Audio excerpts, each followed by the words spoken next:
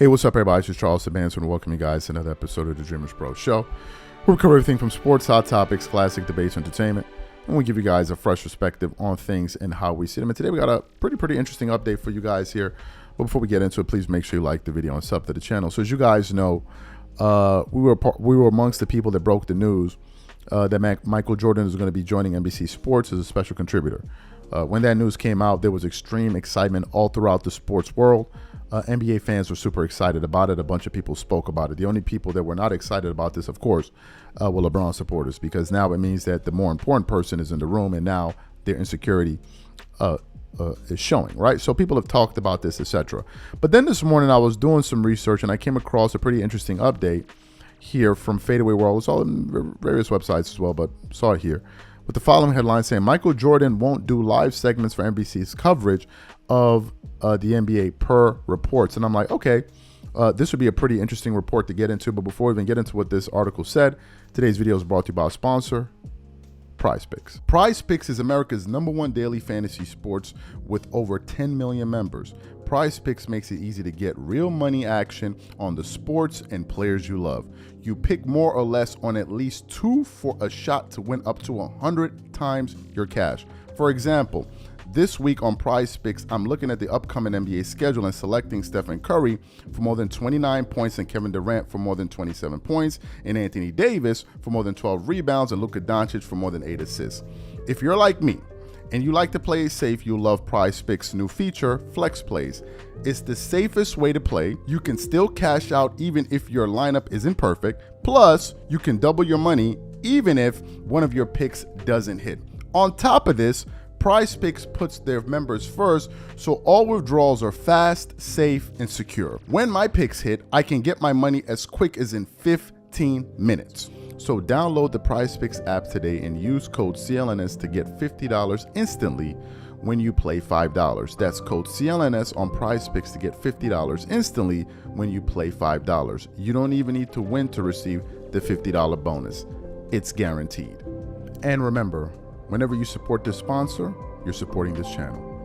Thank you. Okay, so let's get into what this report says. It says the NBA world was excited to hear that Michael Jordan may be making yet another return to the NBA. However, this time as a part of the media instead of a player or owner. NBC announced that Jordan will be a special contributor in their NBA coverage for next season. Of course, at age 62, one could not expect Jordan to return as a player, but this turned out to be very contrary to the public perception that Jordan likes to keep away from the public eye and doesn't like to make public appearances. Moreover, since 2023, he has sold his majority stake in the Charlotte Hornets.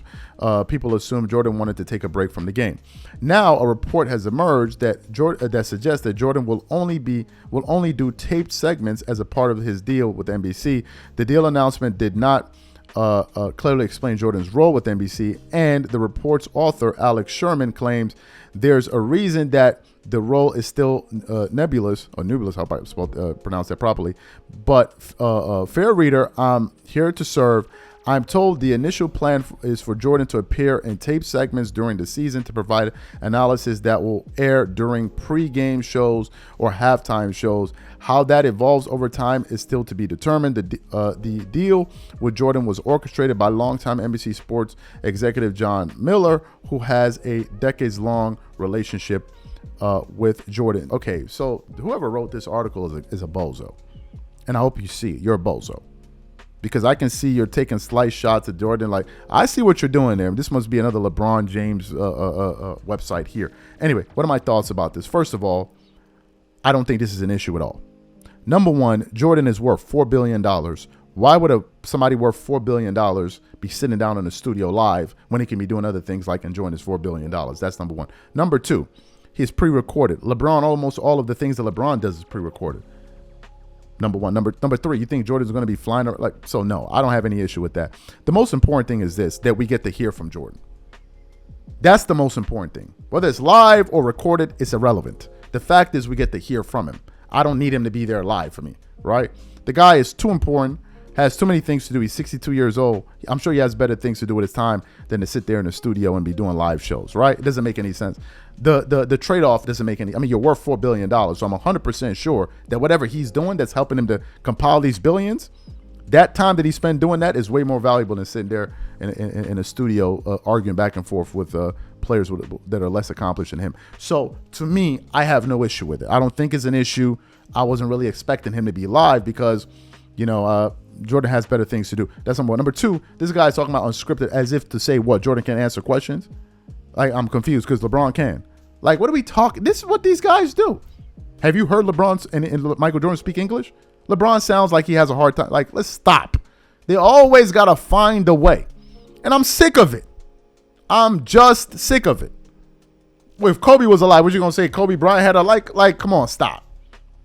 All right? Come on, stop. So, to me, look, this isn't bad news. I just think it's that, okay, he won't be there live. I don't think that's a big issue. Trust me, when he speaks, whether it's pre-recorded, when we react to it, it's going to make some serious news anyway. It ain't got to be live. It don't have to be live at all. I have no issue with it whatsoever. It's his prerogative, and I wouldn't expect somebody worth $4 billion or whatever it is to be sitting down in the studio doing the show. Like, I just don't see it. Right? I'm sure they have better things to do with their time than that. So these are my thoughts, folks. You guys weigh in. Let me know what you think about it, and we catch you guys on the next show, and I'm out.